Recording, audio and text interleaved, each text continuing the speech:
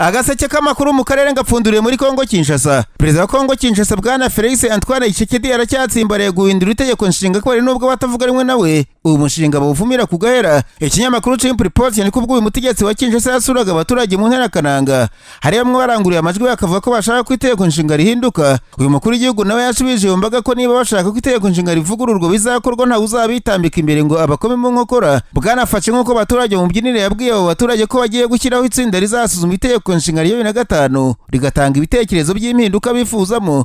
Abatavuga rumwe na Tshisekedi bavuga ko badashyigikiye ko itegeko nshinga rikorwaho kuko basanga ikibazo Kongo ufite kidashingiye ku itegeko nshinga, ahubwo bagasanga ari amayeri afite yo kugundira ubutegetsi akaba yanisha manda ya gatatu. Uyu mukuru w'igihugu cya Kongo avuga ko itegeko nshinga rizahinduka ku busabe bw'abaturage kuko ari bo bene ryo, agasanga nta ukwiye kwitambika ubushake bw'abaturage.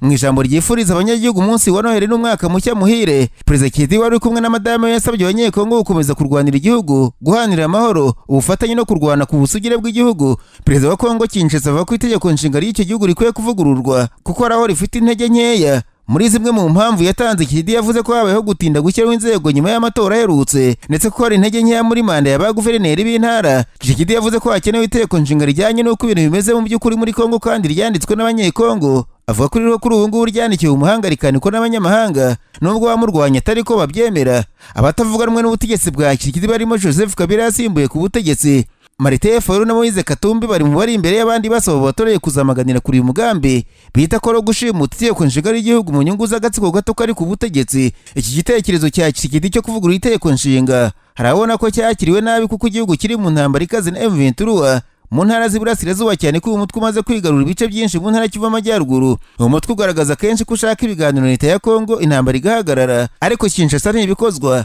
Bivuga ko M23 ari umutwe w'iterabwoba ufashwa n'u Rwanda. Nk'ubu radiyo kapiteri rw'inkunganiro nikorera muri Kongo Kinshasa yavuze ko igisirikare cya Kongo cyatangaje ko kuwa gatatu cyanuye indege nto z'intambara za drone z'umutwe wa M23 mu gace ko muri teritwari ya Rubero. Radiyo Kapi yavuze ko aya makuru yemejwe na Lieutenant Colonel Mark Hazuka ushinzwe ubukangurambaga no gutanga amakuru muri bataliya ya Sokora ya mbere mu gisirikare cya leta ya Kongo. Umutwe wa M23 ntacyo uravuga ku byatangajwe n'igisirikare cya leta FARDC. Bitangajwe nabwo kuwa gatanu w'icyumweru gishize, igisirikare cya Kongo gisohoye itangazo kivuga ko M23 iri kwinjiza mu gisirikare abana bato ku rugamba mu gace ka Mambasa na Limbongo mu majyepfo ya teritwari ya Rubero. Muri iryo tangazo ryashyinweho umukono na Lieutenant Colonel Mark Hazuka rivuga ko ingabo za M23 ziri kujya mu nsengero, mu mashuri n'ibitaro mu majyepfo ya Rubero, bityo bihabanye n'amategeko mpuzamahanga y'uburenganzira bwa muntu.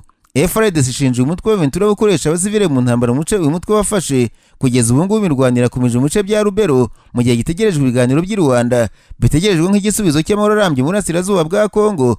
Leta ya Kongo yasabwe ko hajya mu biganiro n'umutwe wa M23 gusa yo ikavuga ko itabikozwa kuko itaganira n'umutwe w'iterabwoba. Gusa aya makuru atangazwa na leta ya Kongo yose hari abayabona nk'uburyo bwo kwigarurira icyizere k'ubutegetsi mu baturage. Bavuga ko batumva ko inyeshyamba zirusha ingufu ingabo za leta kugeza ubwo nabo zafashe muri Nord Kivu hose zamaze gushyiraho ubuyobozi bwabwo. Nararanganije amaso umunyamakuru byandikirwa muri Kenya, abanyamakuru bakiza amakaramu ku mpapuro barandika. Banaswe igipolisi cya Kenya cyasabye abaturage kwirinda kubinteza rubwa bakabeshyira urwego ko rushimuta abantu bakaburirwa irengero. Cyavuze ko nta munyakenya n'umwe kizi washimuswe na polisi y'igihugu.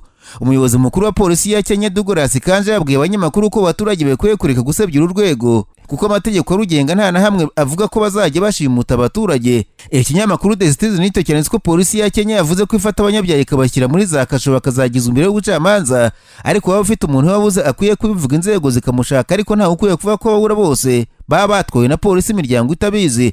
Douglas Kanja yibukije abanyakenya ko nubwo bafite uburenganzira bwo gutanga ibitekerezo badakwiye kurengera, kuko nko kuvuga ko igipolisi gishimuta abantu ari icyaha cyo gusebanya no gushaka kwambika isura mbi polisi y'igihugu. Hari amazina y'abantu bazwi banengaga ubutegetsi bwa Perezida William Ruto ku mbuga nkoranyambaga bagiye bafatwa n'abantu batazwi bikarangira babuze, ndetse babuze cyane biganjemo urubyiruko rwitabira imyigaragambyo y'abajenizede. Ubu abanyamadini, abanyapolitiki batavuga rumwe na leta na societe civile batangiye kotsa igitutu Perezida William Ruto kugira icyo akora kubura irengero ry'abaturage, kandi bafatwa n'abantu batambaye imyenda y'urwego na rumwe bikaba ku manywa y'ihangu. Mu nyigisho abanyamadini bo muri Kiliziya Gatolika n'abaporoso batanze kuri Noheli bibukije ubutegetsi bwa Ruto kujya bafata abantu hakurikije amategeko bakareka gushimuta abantu bakaburirwa irengero. Musenyeri Martin Kivuva ukuriye abasenyeri Gatolika muri Kenya yavuze ko uburyo bwo gushimuta umuntu kuko mudatekereza kimwe bushaje leta ikwiye kubureka. Ishimutwa ry'abantu rikozwe na leta ya Kenya kandi ryanamaganwe na Raila Odinga wigeze kuba minisitiri w'intebe kuri ubu utavuga rumwe n'umutegetsi avuga ko ari ubucucu butakigizweho kuba leta inyuruza abaturage bayo kuko bayinenze. Bwana Odinga avuga ko ababyeyi benshi birirwa barira ko abana babo bashimutswe n'abantu batambaye ibibaranga ntibagaruka.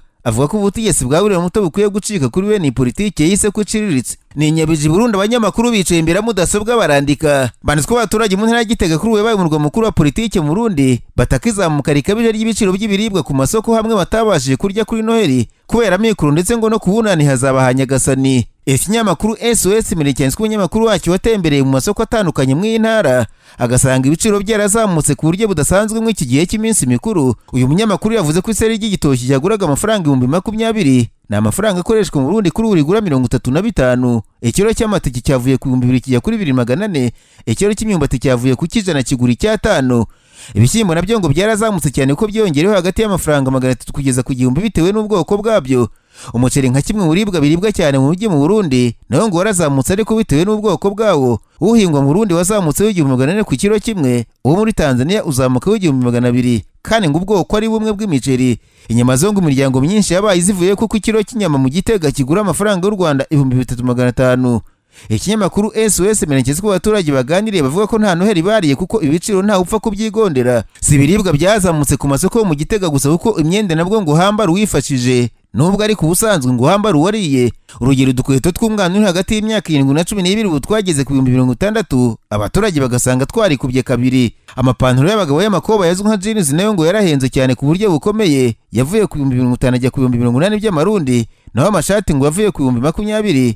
Ubishati nziza iragura 50,000 by'i Burundi mu Gitega. Abacuruzi bavuganye n'iki kinyamakuru ariko gake batavugira hejuru bavuze ko iri henda riterwa n'ibara ry'amadovize mu Burundi kandi iki gihugu kikaba kimaze imyaka 4 cyarabuze ibikomoka kuri peterole. Igiteye impungenge ariko abaturage bavuga ko nta bushake bwa leta yabo bwo kuba yagarura ibintu mu buryo kuko batiyese bavuga ko iki gihugu bagaragaza ko nta nzara nta bukene yewe ngo ni paradizo abarundi biberamo. Agaseke k'amakuru mu karere ngapfunikire muri Uganda abanyamakuru bakoze jiba muri no barandika.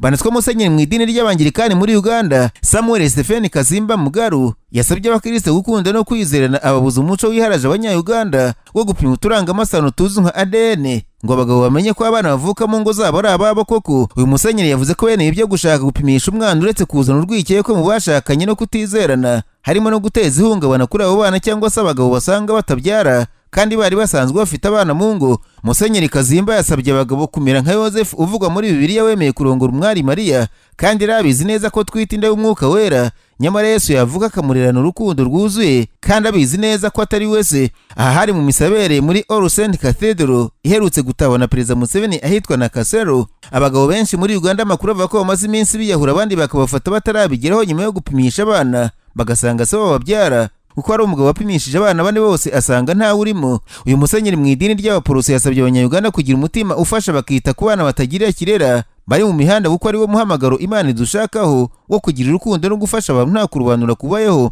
Ku rundi ruhande ariko umunyapolitiki cyaguranye Rwatariyasi Bobo Wine uyoboye ishyaka NUP ritavuga n'ubutegetsi bwa Perezida Museveni nawe kuri Noheli yasabye ko imfungwa za politiki zifungurwa ndetse abazifungiye amaherere bagasaba imbabazi kandi bakazihabwa. Uyu munyapolitiki kinyamakuru na Repost yanditswe ubwo ari muri St Mary's Cathedral ahitwa Rubaga mu gitambo cya misa cyawe na musenyeri mukuru wa Kampala Paul Semogerere yafashe akanya avuga inzira y'umusaraba imfungwa za politiki mbi zinyuramo asaba ko zarekurwa.